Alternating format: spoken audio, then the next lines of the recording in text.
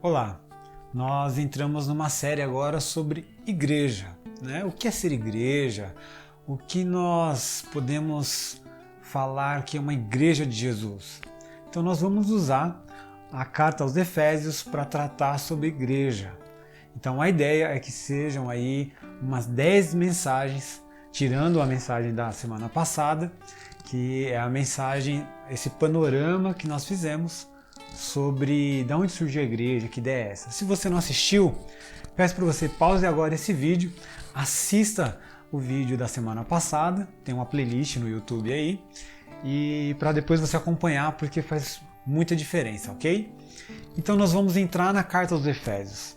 Para a gente entrar na carta aos Efésios, nós precisamos entender algumas coisas, o contexto dessa carta, o contexto da igreja de Efésios. Então, essa carta aos Efésios é uma carta que Paulo está escrevendo da prisão. Eu não vou ficar entrando em debates muito teológicos sobre a carta, eu vou pegar o que os teólogos mais tradicionais falaram e vou mandar a ver, tá bom? Porque se a gente ficar pensando na toda a teologia, a gente não sai daqui hoje. Então, a gente vai colocar o que é mais simples, ok? E o que eu entendo também que é uma verdade. Não é só porque é mais simples, é porque para mim é uma verdade, eu tomo assim para ler a carta aos Efésios. Então, Paulo está na prisão, em Roma, isso é no início da década de 60 depois de Cristo, ou seja, já tinha aí uns 28, 30 anos da morte de Jesus, e Paulo já tinha feito a primeira.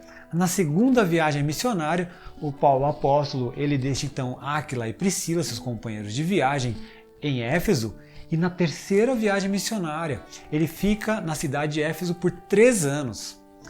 É interessante porque Éfeso é a capital da Ásia Menor e Éfeso é uma cidade muito importante. Ela é tão importante que, além de Paulo pastorear essa igreja, depois nós temos relato que Paulo enviou Timóteo para pastorear. Depois de Timóteo, nós tivemos Apolo, ou antes de Timóteo, nós tivemos Apolo pastoreando essa igreja. E o último relato que nós temos é o apóstolo João, o último apóstolo vivo dos apóstolos, né? Ou o último a morrer. Então, João vai pastorear essa igreja também. Lembra que no Apocalipse, quando Jesus está dizendo, né, ou está mostrando, revelando a João ou a algumas situações, ele pede para escrever cartas às 7 igrejas. E a primeira igreja é a igreja de Éfeso. É interessante porque João é o apóstolo do amor. E Jesus vai dizer que aquela igreja perdeu o amor. Olha que interessante, né? Que contraditório de certa forma. Mas então já dissemos que Éfeso é a capital da Ásia Menor. Então é uma cidade grande, e tem um templo da Diana, da deusa Diana, a deusa Artemis, né? Que ela é considerado, ou era considerado naquele momento, como uma das 7 maravilhas do mundo. Ou seja, era um templo maravilhoso para aquela época. E muitas pessoas da cidade de Éfeso viviam de fazer pequenas imagens, esculturas da deusa Diana. Então era a fonte de renda daquela cidade, de muitos daquela cidade, de artesãos daquela cidade. Isso é importante também quando a gente estiver lendo, tá bom? Então Paulo está preso em Roma, e a carta aos Efésios é importante porque quando Paulo escreve de Roma, ele escreve 3 cartas, né? 4, mas vamos falar de 3. Por quê? Porque Tíquico leva 3 cartas. Leva essa carta à igreja que está em Éfeso, ele leva a carta aos Colossenses, né? Por isso que a Colossenses e Éfeso são cartas muito similares. Na verdade, elas se completam. Por quê?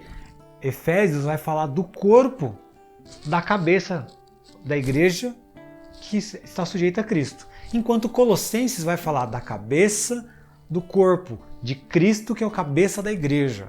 Então elas são complementares. Vale muito a pena ler as 2 cartas juntas.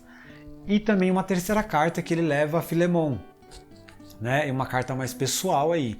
Uma quarta carta que ele vai escrever muito provavelmente de Roma, é Filipenses, mas ou ele escreve mais tarde ou ele envia num outro momento, tá bom? Então, Éfeso é uma carta voltada para a igreja. O tema da carta aos Efésios é a igreja. Por isso nós estamos estudando ela aqui. E podemos dizer que ela tem um esboço geralzão. Paulo sempre escreve dessa forma, né? Alguns vão dizer que não foi Paulo, mas nós entendemos que foi Paulo sim. E ele escreve metade do livro, ou uma primeira parte do livro, falando da sua teologia. E a segunda parte da prática. Perceba que Paulo nunca desvincula estudo e prática, teologia e praxis.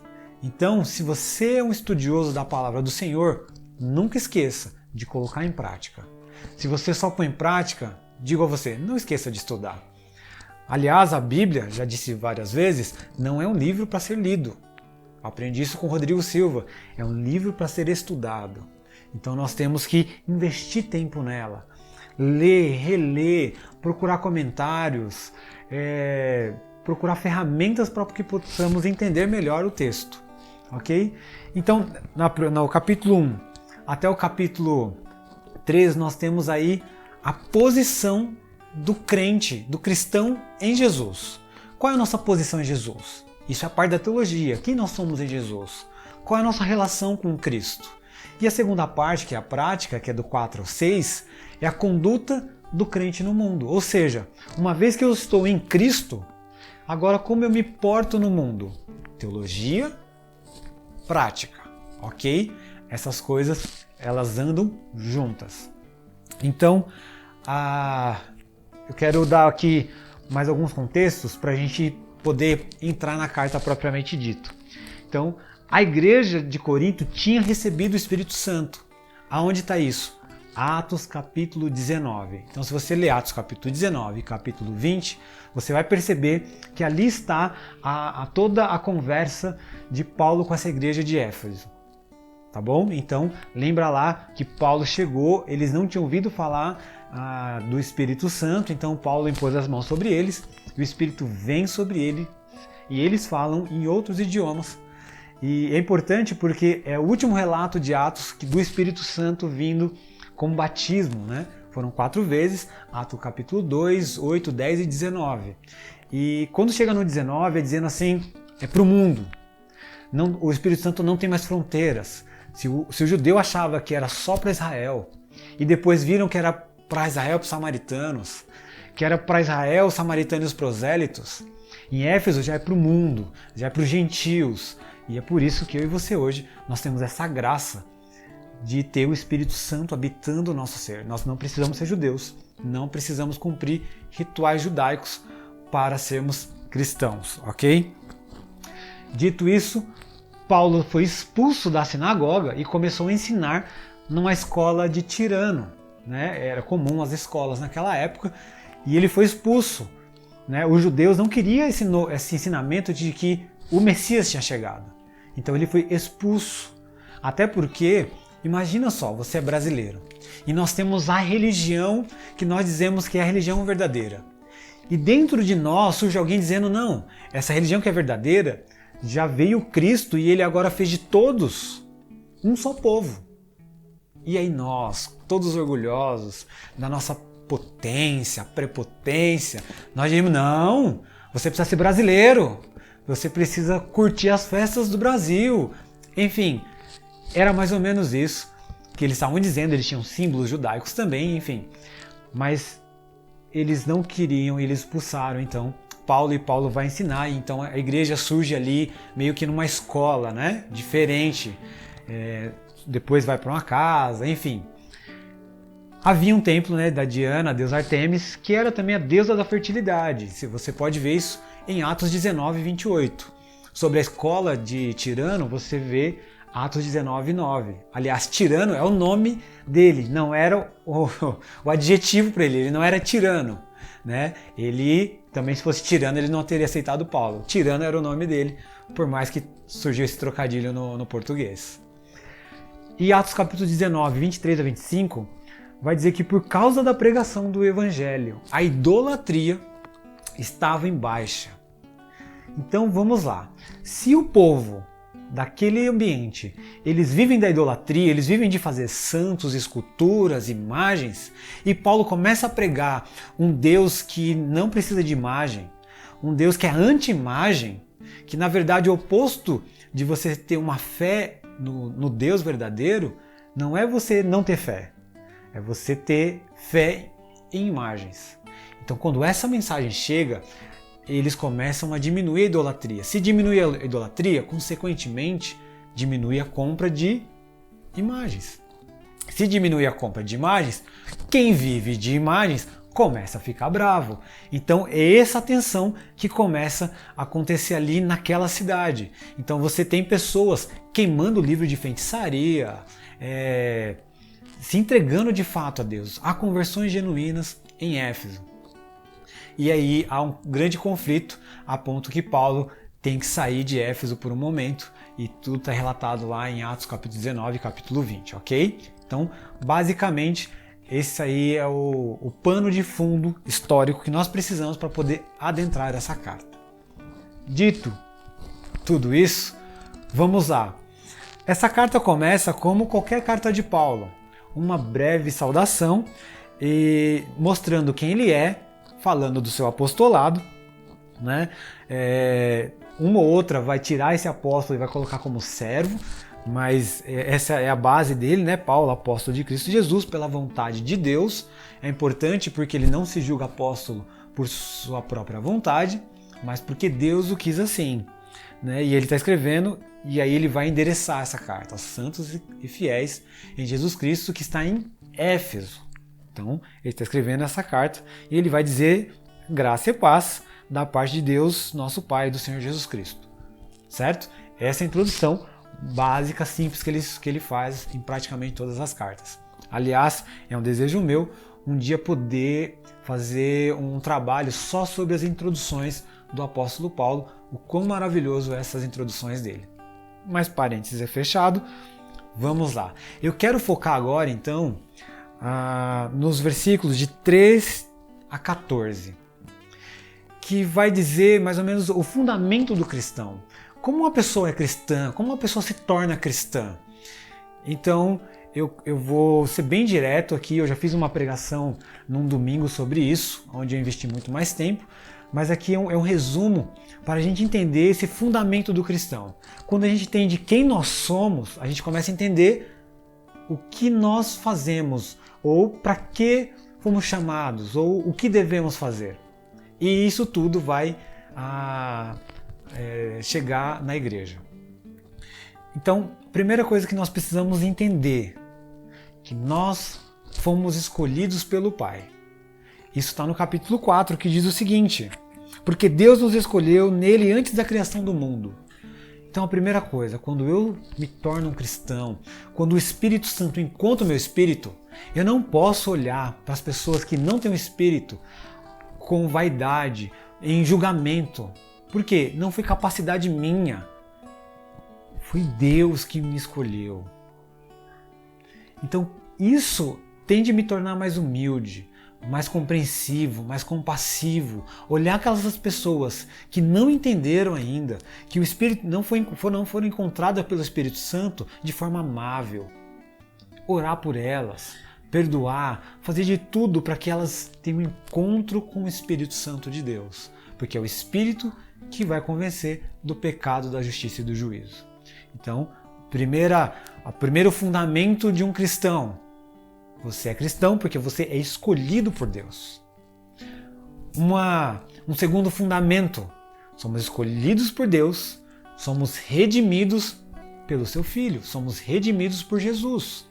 Por que redimidos? Porque nós estávamos mortos em nossos pecados e delitos. Aonde está isso?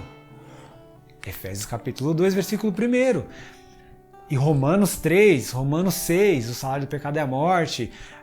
Todos nós estamos destituídos da glória de Deus, porque nós pecamos. E ao pecar, nós rompemos com Deus. E nós precisamos de alguém que fizesse essa ponte, que estendesse esse caminho, porque havia um abismo entre nós e Deus. Então é Jesus o caminho, é Jesus que vem até nós e nos redime, nos limpa, nos purifica para sermos filhos de Deus.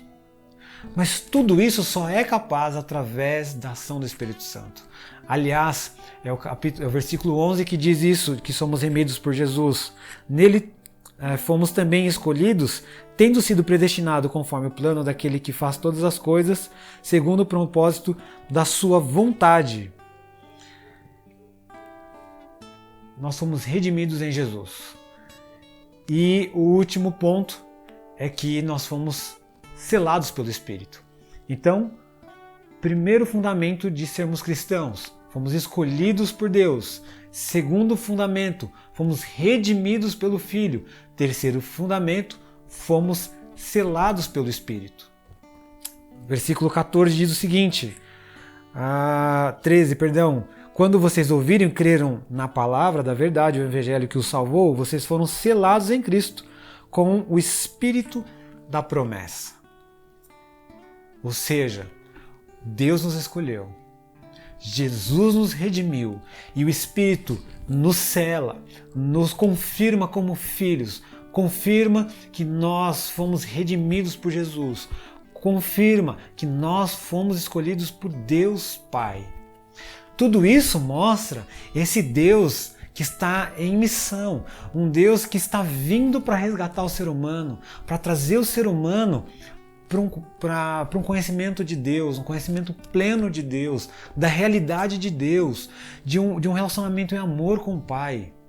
É Deus Pai nos escolhendo, é Deus Filho nos redimindo e é Deus Espírito nos selando. A Trindade agindo como fundamento do cristão. Então eu não sou cristão porque eu faço algo bom. Eu não sou cristão pelas minhas forças. Eu sou cristão porque a Trindade que opera na história decidiu me escolher, redimir e me selar com o Espírito Santo da promessa. Que promessa é essa? Que um dia nós estaremos com o Pai. Então tenho 3 perguntas para você.